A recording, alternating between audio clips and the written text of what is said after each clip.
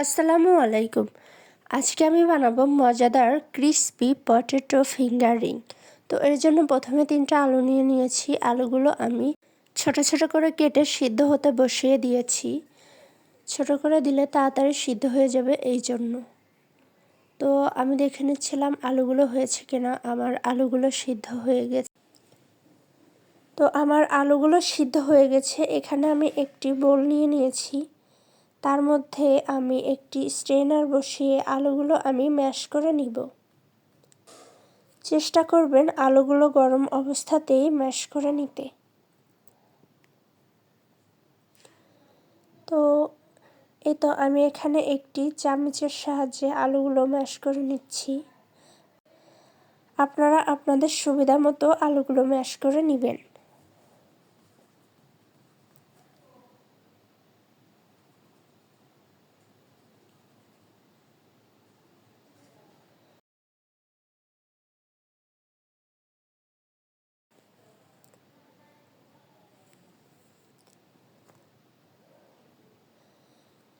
এখন ম্যাশ করা আলুর মধ্যে কিছু উপকরণ মেশাবো।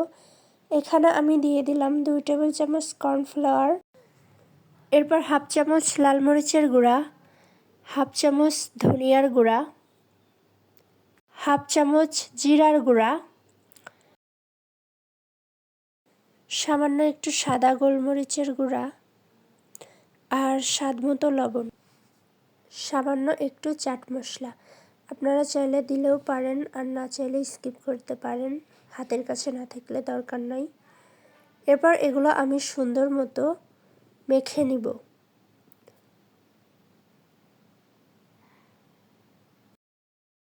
তো আমার সবগুলো আলু মাখা শেষ। এখন একটি প্লেট নিয়ে নিয়েছি। এখানে আমি সামান্য একটু তেল নিয়ে নিলাম। এরপর প্লেটের গায়ে সুন্দর মতো মাখিয়ে নিলাম। এখন সেই আলুর মিশ্রণটি দিয়ে দিলাম। আমি এখানে হাত দিয়ে চেপে চেপে এভাবে ফ্ল্যাট করে দিয়েছি। এরপর চারো সাইড দিয়ে সুন্দর মতো কেটে সমান করে নিলাম। এখন এগুলো সুন্দর মতো কেটে নিচ্ছি।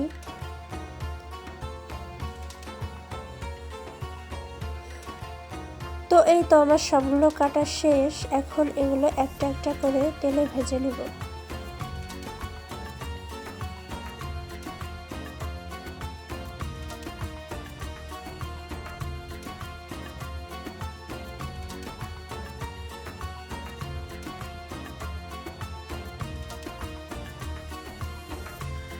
চুলার আঁচ মিডিয়ামে রেখে এগুলো ভেজে নিব।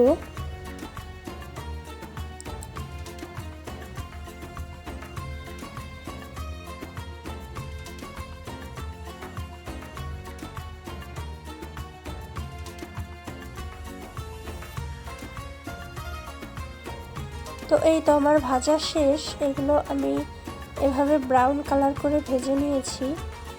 এখন একটি প্লেটে উঠিয়ে নিব। তৈরি হয়ে গেল আমাদের ক্রিসপি পটেটো ফিঙ্গার।